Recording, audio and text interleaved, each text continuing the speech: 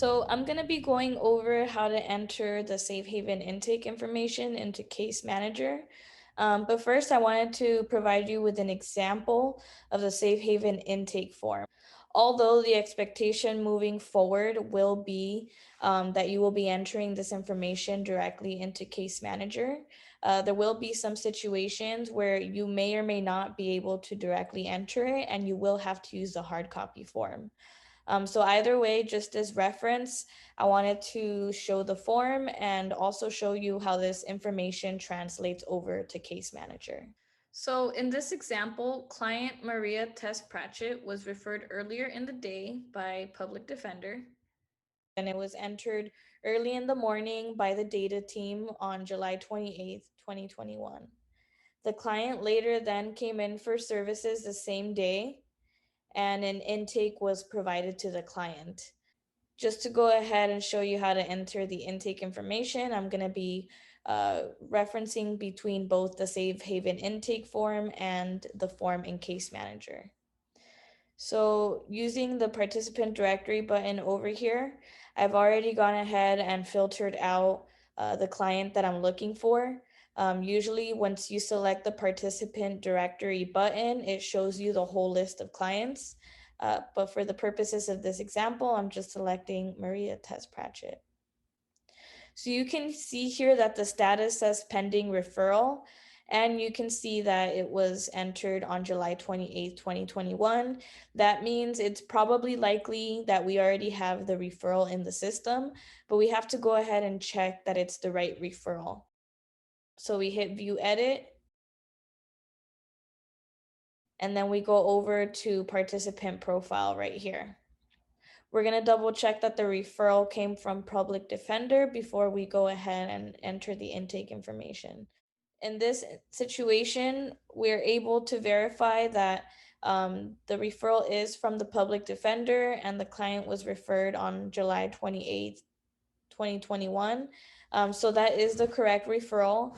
So we'll go ahead and enter the intake information into the assignment page, clicking on this tab right here. One thing that I wanted to point out, however, is that when you proceed to enter the intake information, the client status may not always be pending referral. It could be that we recently received a referral and we tried engaging them within the 30 days. And due to non-engagement, we closed it out. So you might notice that the referral is already closed out, which in this case, you would proceed to open the referral. You may notice that the referral is currently open, but it's a different referral source, so you would have to close it out and then add a new one. Yeah, it seems like a lot, but we will be breaking this down further in other videos, so please stay tuned for that. But in this specific example, to make it easier for you all, we're entering information under the pending referral status. So now that we've opened up our referral, we're going to go ahead and change the program status to pending triage. So in this situation, we filled out the hard copy form and we need to enter it into Case Manager now. However, if you were entering it directly into Case Manager and you did not have a hard copy form, then this would be the first step that you would have taken after verifying the referral. You would directly change it to pending triage, and then you would proceed to enter this information. And the reason you select pending triage also is because by selecting pending triage, you are essentially flagging and letting the team know that this file needs to be reviewed and their eligibility needs to be determined based on the intake information that was provided. So that's why it's very important to select the appropriate status, and in this situation, it is pending triage. Once you select pending triage, you will proceed to enter information into every single box. One thing that I have to note here is that it's important that you fill out the information in every single box. And I would recommend opening each one just so that we don't accidentally skip through it. The one that says office use only, you can go ahead and ignore that. You don't have to worry about that one. But for the rest of it, let's go ahead and fill it out.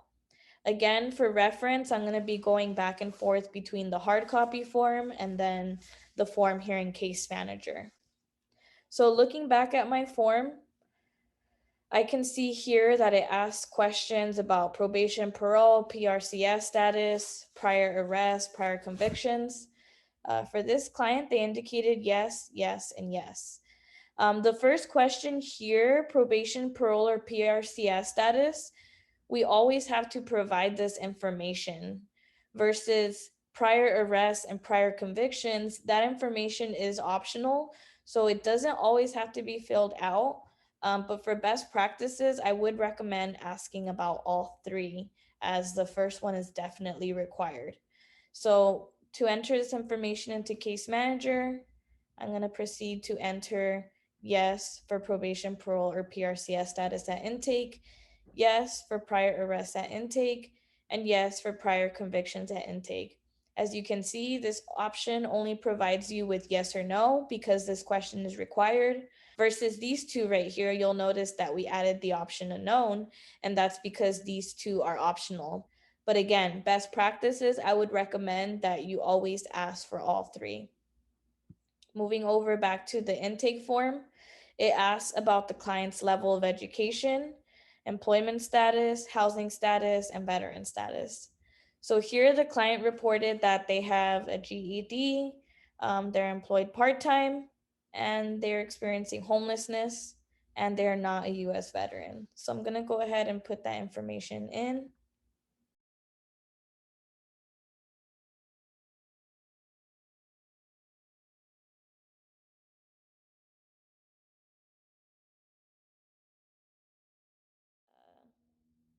Moving over to the needs assessment section, it looks like the client expressed a couple of needs.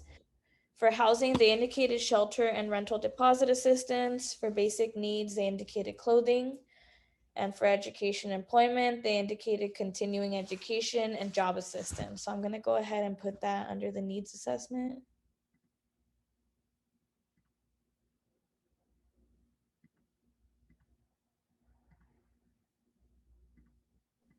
So I've entered all the information in here. And now we're going to show you how to enter the rest of the information and the other videos.